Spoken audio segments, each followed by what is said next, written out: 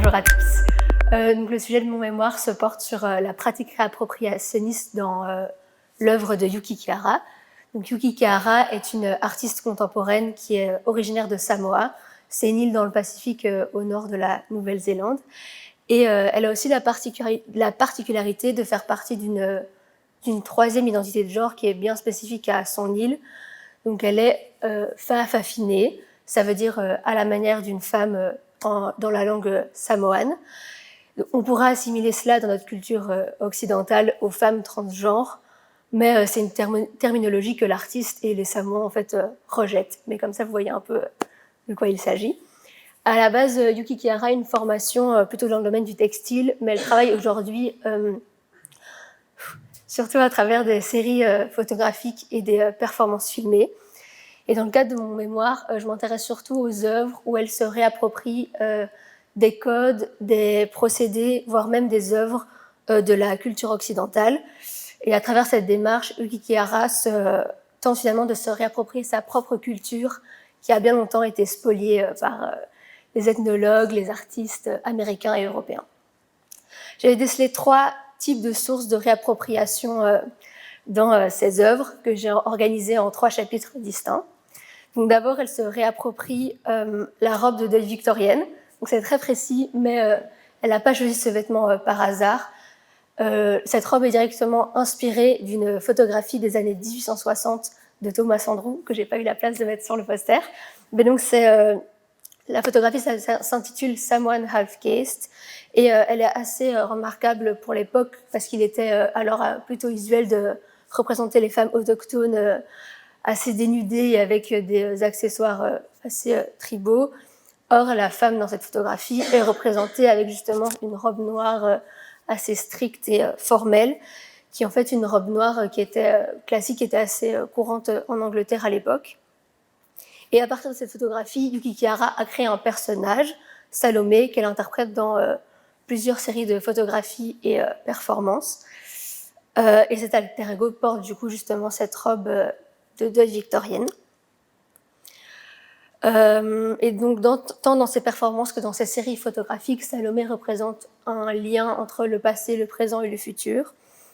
Et ça permet d'ouvrir une réflexion notamment sur la crise climatique à travers un œil postcolonial. Et par exemple, dans la série de photographies de 2013, Where do we come from? What are we? And where are we going? Salomé est présente chaque fois dans des paysages samoans juste après le passage du cyclone Evan qui a fait de gros ravages et qui est lié évidemment à la crise climatique actuelle. Et ces photographies en noir et blanc sont une sorte de memento mori de ce qui a été. D'autre part, Yuki Kihara se réapproprie également les procédés de la photographie ethnographique du XIXe siècle. L'ethnographie est une discipline qui avait pour but d'étudier et de classer différents groupes sociaux, et ça passait notamment par la mesure systématique des individus. Et cette pratique de contrôle social a notamment favorisé le développement de stéréotypes raciaux diffamatoires. Et dans un premier temps, Yuki Kihara va directement se réapproprier réutiliser des photographies du XIXe siècle. Et à l'aide de collages de bandes de couleurs, elle va modifier les photographies pour justement soulever leur aspect problématique. Par exemple, elle va rhabiller certaines personnes qui ont été photographiées nues dans leur intimité.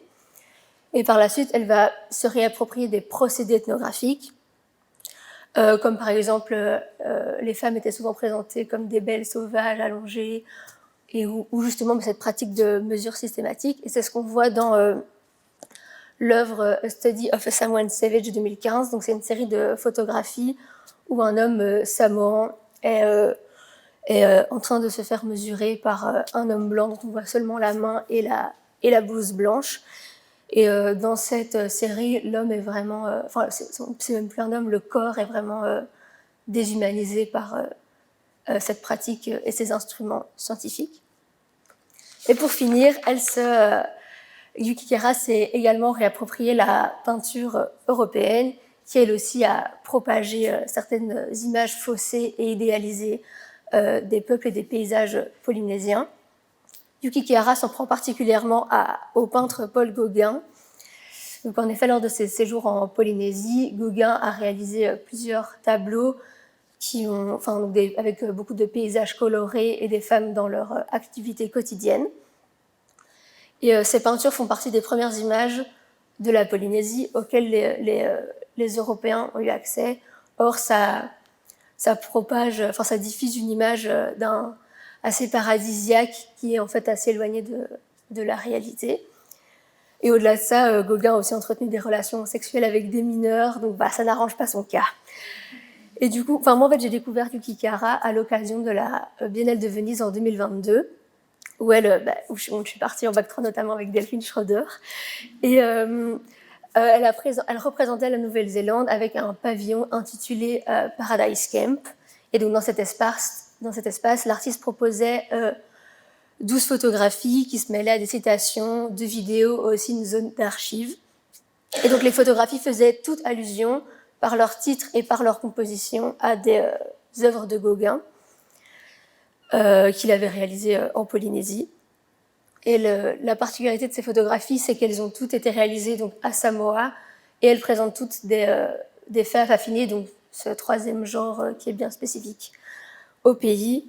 Et donc en se réappropriant les œuvres de Gauguin et en les réinterprétant à travers son point de vue de samoane et de faits affinés, elle récupère d'une certaine façon le contrôle sur sa culture, tout en revendiquant son identité en réécrivant son histoire. Et donc voilà, moi dans mon mémoire, je voulais montrer comment ce qu'elle avait fait du coup à la Biennale de Venise en 2022 se reflétait finalement déjà dans certaines œuvres qu'elle avait fait auparavant, mais sous d'autres formes. Et voilà.